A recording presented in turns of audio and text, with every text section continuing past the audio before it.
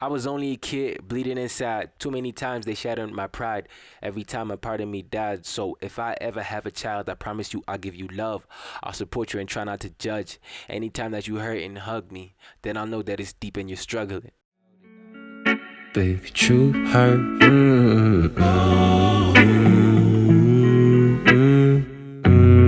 Run till your heels are bleeding. Don't wanna see me bleeding. No, true hurts, and the truth hurts. Ooh, and the truth hurts. What's good, everybody? It's your boy Obi Davids, and welcome to the Focus on Obi Davids with Boogie Bangers. So, yeah, first question: who are you? My name is Obi Davids. I am a musician. I'm a singer, songwriter.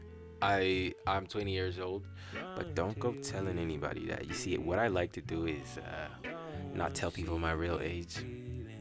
It's just a thing I do, okay? I mean, I do tell them eventually, but I like to mess with people, so don't go telling people that. I live in Zimbabwe. I'm from Nigeria, though.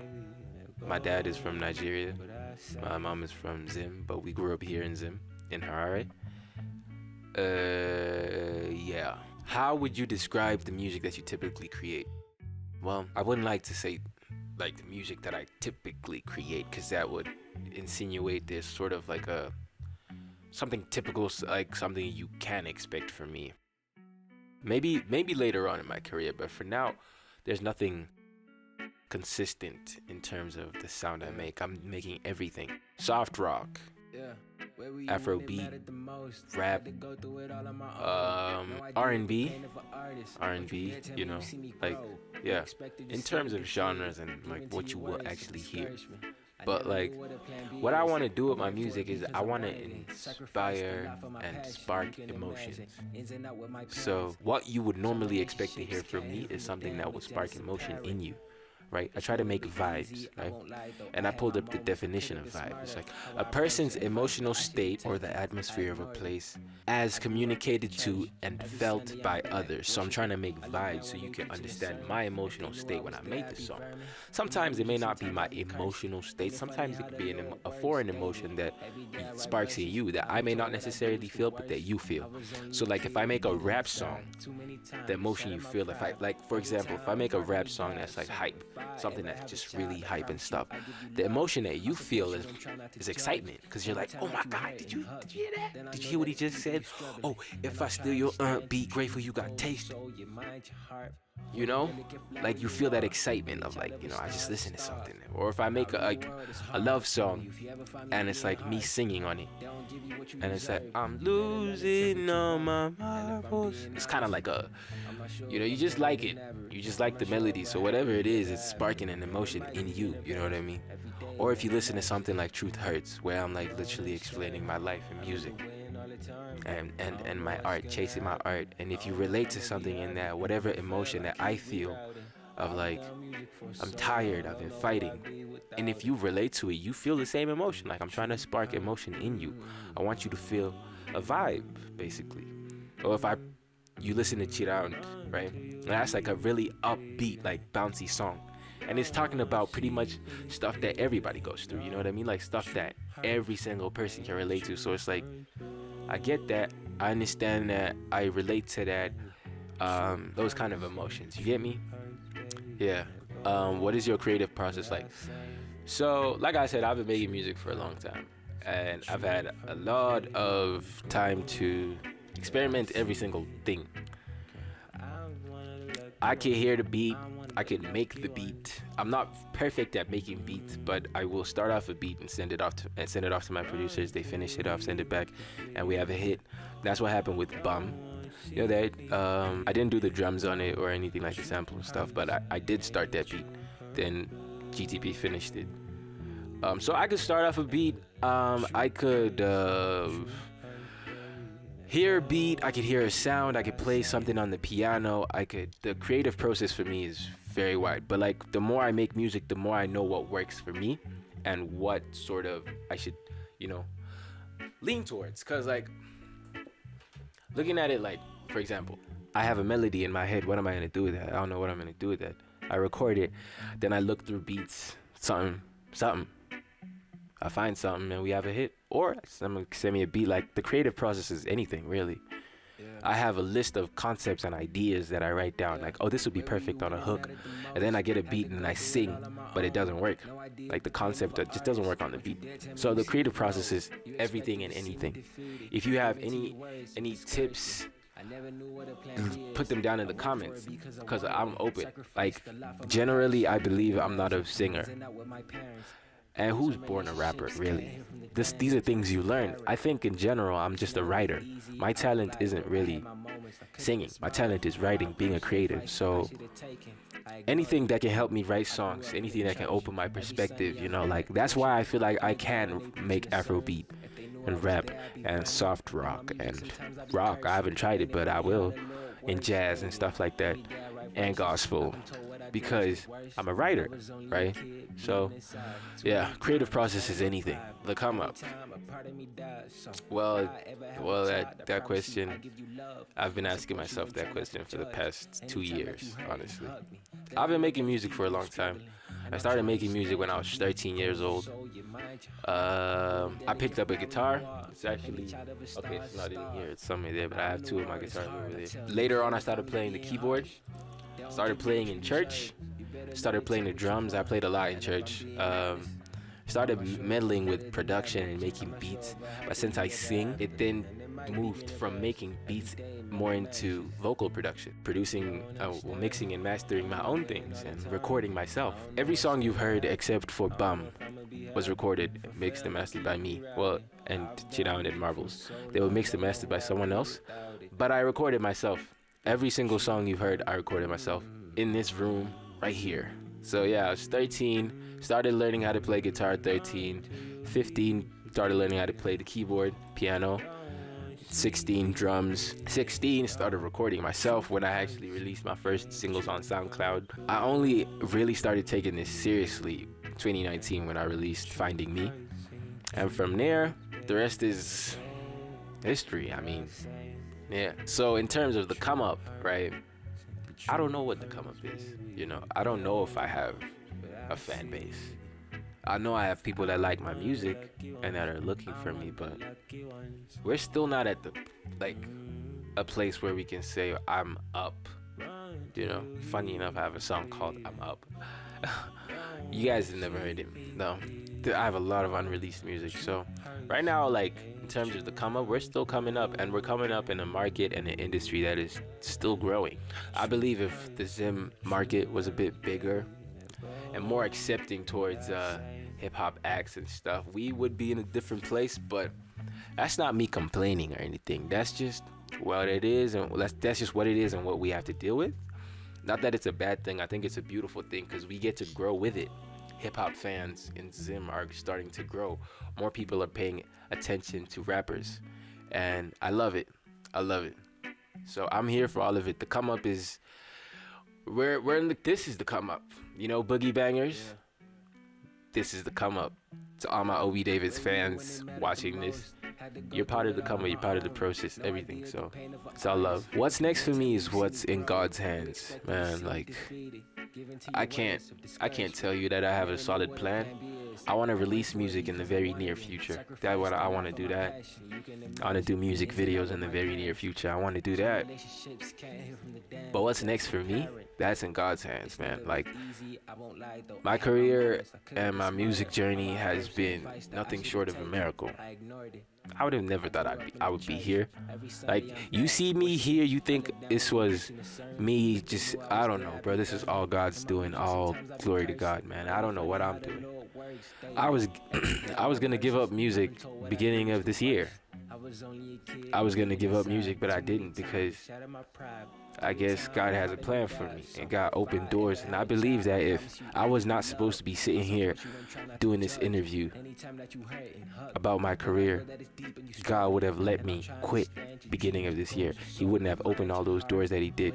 I didn't, because of course I asked for it. Of course I asked for it, like, but I was searching. I was searching and I was trying to do it my way, and I just couldn't find it. I just couldn't find a way to hit until he decided, no, go through here. And when he showed me that, I knew that I'm supposed to, this is his plan. So, what's next in my career is entirely determined by the Holy Ghost, by God, man, by Jesus. I don't know what I'm doing. I'm just giving you music. I'm just giving you my talent. That's what I don't know who I'd be without it. Baby, true hurt. Where were you when it mattered the most? Had to go through it all on my own. No idea the pain of an artist. Don't you dare tell me you see me grow. This is exactly how I was feeling. First week of December last year, I had gone through an entire year of doing music. I was trying to blow up, really. I didn't even know what it meant to build a fan base. I didn't know what it meant to be consistent with music. I didn't know any of that stuff. I was trying to blow up. I was consistent. I was releasing songs. I released a lot of songs. I got into my head a lot and started releasing my average songs, started stashing my amazing songs. But the whole year I was trying to blow up, man. I did a music video. I tried to get on playlists and stuff like that. I was doing it. I was just going straight full head of steam, going. And at that point, nothing I had nothing to show for it except streams on SoundCloud, of which those streams, which I'm extremely grateful for, felt like, well, people are paying attention here, but no one else is paying attention. What am I gonna do with this? How am I gonna live off of this? You know, how is this gonna open more opportunities for me? Maybe a closed-minded way of thinking, but that's how I was thinking. You expected to see me defeated, given to your words of discouragement. I never knew what a plan B is. I went for it because I wanted it, and that is on me. That is the truth. I never had a plan B. This had to work. And it wasn't even a sort of negative connotation towards it. It was just, this is what I'm doing. This is going to work. Why? Because I'm talented. Why? Because it has to. It was the only option. You expected to see me defeated, given to your words of discouragement. A lot of people, it's just real emotions I was feeling. People would tell me, yo, you know, you're actually good at this. You're actually good at this. Same people would tell me things like, bruh, are you sure you want to do this? Are you sure you want to do music? You know, is this...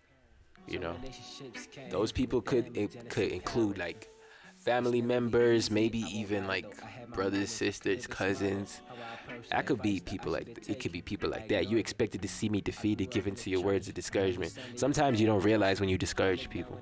You gotta be careful with your words, people, especially when you're talking to a creative, when you're talking to an artist, someone who puts their all into their art, you know. So yeah, that was that. Sacrificed a lot for my passion. You can imagine ins and outs with my parents. Some relationships can't heal from the damage, and it's apparent. So obviously I'm African and I want to do music, so it's like, are you sure you want to do this? My mom is very open-minded. My dad, on the other hand, is a bit more old school. He's a bit more old school, and you can imagine the conversations and the back and forths and stuff. It took me doing all that SoundCloud stuff and showing them like, Mom, Dad, look, this is 18,000 streams off of SoundCloud alone. It's probably higher now. I haven't checked in a year because I haven't posted in about a year. Yeah, I haven't posted in a year. So I'm like, look at this. There's definitely something here. And when I showed them that, they were like, wait, you were doing all of this? And I was like, yeah. And they're like, oh, okay. And they were a bit more open-minded to it, which I'm extremely grateful for. So you can imagine, that's what I was speaking on. Some relationships can't heal from the damage, and it's apparent. When I was talking about that, I was talking about more of like friendships and the way things go with music, you know, like you choose to do music. Some people feel like they deserve credit. The more you distance yourself, the more you chase what you're chasing, and they get left behind almost. You can kind of like sense that, you know, some relationships did not heal from the damage, and there may be room for that healing to take place maybe later in life, and this is still family and very close friends. It's never been easy. I won't lie though, I had my moments. I could have been smarter how I approached it. Advice that I should have taken, I ignored it, which is very true. I could have been smarter. There are things that I should have done that I didn't do at the time because I just didn't value the advice. Now I'm at a stage in my life where I will do anything to get where I'm supposed to go. The smart moves are the moves to be made. Smart artists last longer. So there were very like things that I really should have done that would have changed where I am right now, I believe, that I didn't do. And now it's like, okay, even though regardless, we still keep going. You fall, you learn. I'm a Christian. You fall 7 times, you pick yourself right back up. Whilst we're on the subject, I grew up in a church. Every Sunday I'm back worshiping. I look down when they preaching a sermon. If they knew I'd be there, I'd be vermin. In my music sometimes I'll be cursing. Ain't it funny how the Lord works, David? Every day I write verses. I've been told what I do is the worst. Ayy, man, I was spitting. I did grow up in a church. Every Sunday we are back worshiping. I don't look down when they preaching a sermon. If they knew I was there, they probably know I'm there. They just don't really know I do music. But it's like, that's how I feel, because it's like, at the time, a lot of my music had a lot of curse words in it, man. And it's like, how are you gonna be cursing in your music and you're Christian and you're Christian?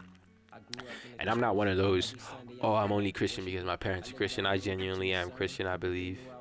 I'm a believer. So it's like, how are you cursing in your music and you're Christian? So that's just something I battled with for a long time, because I'm like, I listened to this music a lot growing up. I listened to rap growing up, and these guys are always cursing. Does that mean these guys are, bad people? Like,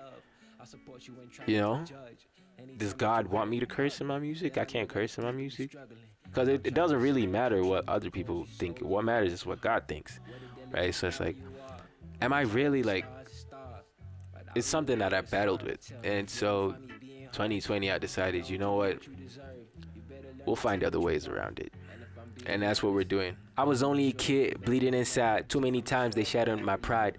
Every time a part of me died. So if I ever have a child, I promise you I'll give you love. I'll support you and try not to judge. Anytime that you hurt and hug me, then I'll know that it's deep and you're struggling. Growing up, I wasn't good at a lot of things. Music was one of the only things I was good at. And the fact that I wanted to chase it was met with so much scrutiny. It made me feel like, damn, you people just don't want to listen at all, huh? Like, you really just, it made me feel alone a lot. And I was one of that I was a person who struggled with friends in general, right? Even now I stick to myself. I always wondered like what the industry would be like if I have industry stories. People like, oh, the music industry is this, people in the music industry is that. I guess I'm never gonna have to go through it entirely, because most of the time I stick to myself. People who I'm friends with tend to be like-minded people who are just in the same mental space as me, trying to achieve the same thing as me. So we're like friends, but we're more business partners, So it's like that. My closest friends are my family. And so I felt alone a lot of the time, They shattered my pride, like, that's just speaking of times when I was like trying to do something. I play it for someone and I'm so excited and they just crush it, So if I ever have a child, I know the areas where I struggled at. I guess to all my unborn child, whatever God has in store for me, look, I promise you, I'll give you love. I'll support you and try not to judge. I always felt judged, always. Anytime that you're hurting, hug me. Sometimes you feel like, bruh, can I even really show them that I'm not trying to do? I'm trying. How am I supposed to? And then I'll know that it's deep and you're struggling. I'll try and understand your dreams, your goals, your soul, your mind, your heart. What a delicate flower you are. Any child of a star is a star. That's something my dad used to say to me all the time. A child of a star is a star. It's actually a proverb, an Igbo proverb. And it's going to sound funny when I say it. The offspring of a snake is long, because it's a snake. And that's the English translation. When it's said in Igbo, I guess it makes more sense. But yeah, any child of a star is a star. So, basically, if I'm a star, you're a star, right? But out in the world, it's hard. I tell you, if you ever find me being harsh, they won't give you what you deserve. You better learn to take what you want.